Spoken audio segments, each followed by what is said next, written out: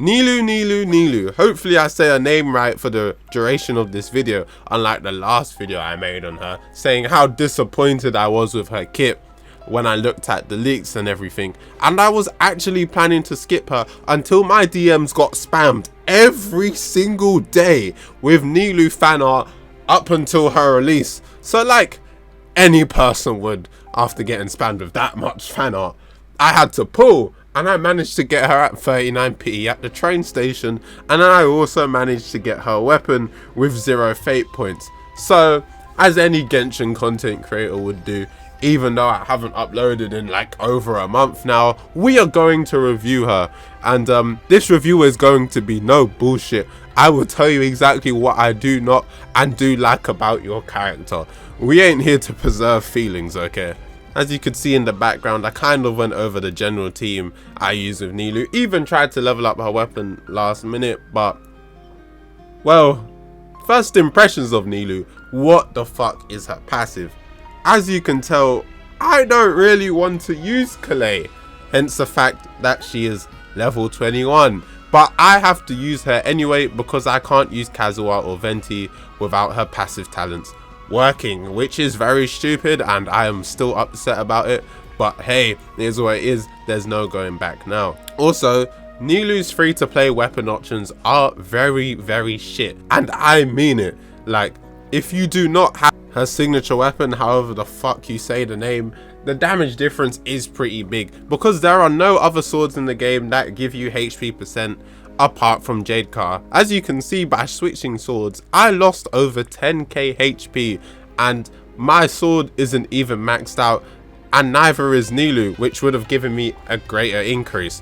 But hey, does damage even matter anymore? We're not getting any more endgame content apart from Spiral Abyss, thank God, because that was making me really anxious. However, I know we all do still care about how much damage a character can do, and as you can see, Nilou is doing like 17 to 19k blooms. The number's always different because of what character may or may not be triggering the blooms. Do keep in mind though, I do not have Deepwood memories, so that would increase the damage for the blooms, and actually with her signature weapon that would increase the damage a lot further, meaning the gap would actually be a bigger gap. But hey, as you can see, the blooms are now doing around 24 to 23k once the passive of the sword has procced. And I'm gonna be straight with you, the passive on this sword is actually fucking stupid. Like, as you can see with the little floating sigils, it buffs my EM to 845. Holy shit. Like, I know I do have instructors on Calais, but that is a very big increase. As of right now, I've worked out this sword gives me about a 400 EM bonus on my Nilou, and also gives my other characters around 170 EM. Keep in mind though, this sword could end up costing you up to like 200 wishes to get, so I don't know if I would recommend it, because you could just get Nahida and boost your EM for everyone in the party anyway, and it's a whole different character which could be flexible in multiple teams. So yeah, I would honestly just go for Nahida over her sword. Anyway, let's try her out in the domain. Nilou really does shine in AoE scenarios because she can make more blooms, thus meaning she is gonna do more damage, especially that she is hitting multiple enemies. So let's take her to the Deepwood memory domain, simply because I need Deepwood memory artifact. I mean, no, this is just the best domain to test her in. Yeah, that's why. It did get a bit messy in there, yeah, I'll be honest. Look, I just woke up, let me live. But yo, that was actually a very good clear. Like, come on, 59 seconds, given the fact that I was standing around for a bit too. That is basically in line with all of my other clears. So I would say this is a very solid team. Now, let's hope that we get a good artifact, because we know how generous this game is to us. And come on. Oh my days, it was dog shit. What a surprise. And for the last place we can try out, we have character testing standard, the Spiral Abyss. Now keep in mind, this abyss is actually catered towards Nilou, so we're gonna have to see how well it is. She probably might perform worse in other ones, so let's give it a go. Keep in mind my Kalei is level 21, so hopefully I do not die. But holy shit, I must say I am really liking the damage right now. We just cleared the first wave of enemies pretty easily with no sweat at all. I wasn't expecting it to go that well, especially with how dog shit my team is right now and all of their investment. Literally the only character that is built fully is Kokomi and Nilou, apart from Nilou's levels. Because with Nilou it's actually very easy to get artifacts for her. You just need HP percent and EM and you're literally chilling. It was so easy, it was funny. I think it took me 1 or 2 days to farm for them all. That's how easy it was. And that was just using the strongbox and shit like that. But yeah, that clear was surprisingly fast. Like, damn, come on. I'm gonna do this side real quick. I'm gonna be honest, it was actually quicker for the Nilou side than the Melt Garnu side. I don't know if it's because I have skill issue right now. I guess I did hold back from using some of my bursts because I was trying to save. But it doesn't matter. We did it in the recommended clear time. So that's all that matters. This side, holy shit. There is a bunch of green numbers on my screen. And I must say I do like all the numbers. We are absolutely rolling through shit right now. It's lovely. We've already killed half of the enemies. And these characters literally have a tickle for their HP remaining. And we should finish the floor right about now.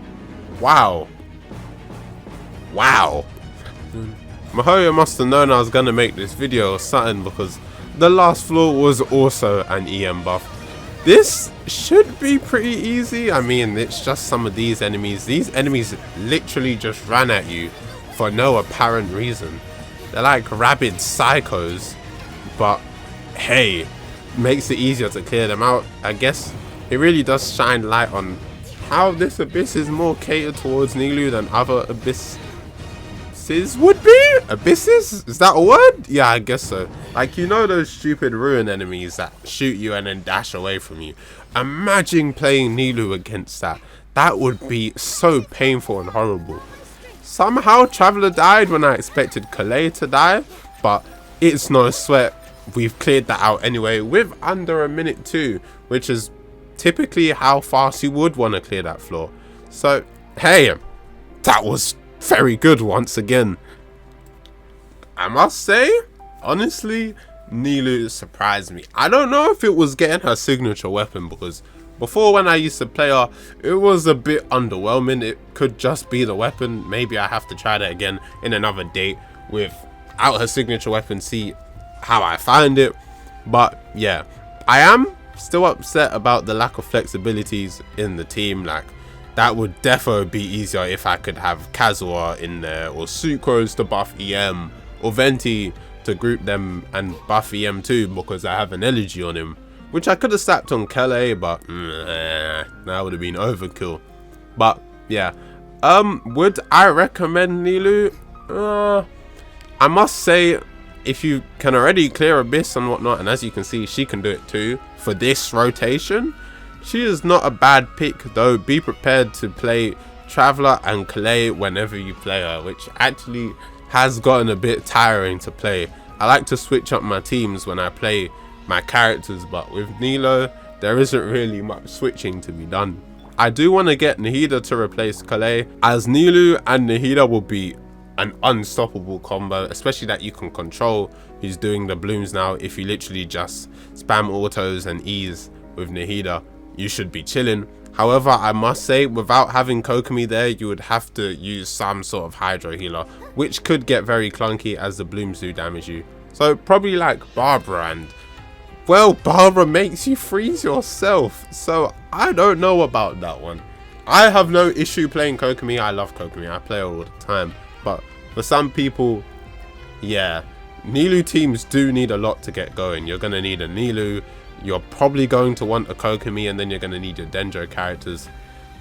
And honestly, the best team is going to be her, Nahida, Kokomi, and then flexible Hydro or a flexible Dendro in that stock, which could be expensive. But hey, without further ado, I'm going to end this video there. So if you enjoyed, leave a like. and subscribe. Thank you for your time, and join the Discord if you want to chat to me as well. Let me know what you think about Nilou in the comments and in the server. So bye bye, have a good day.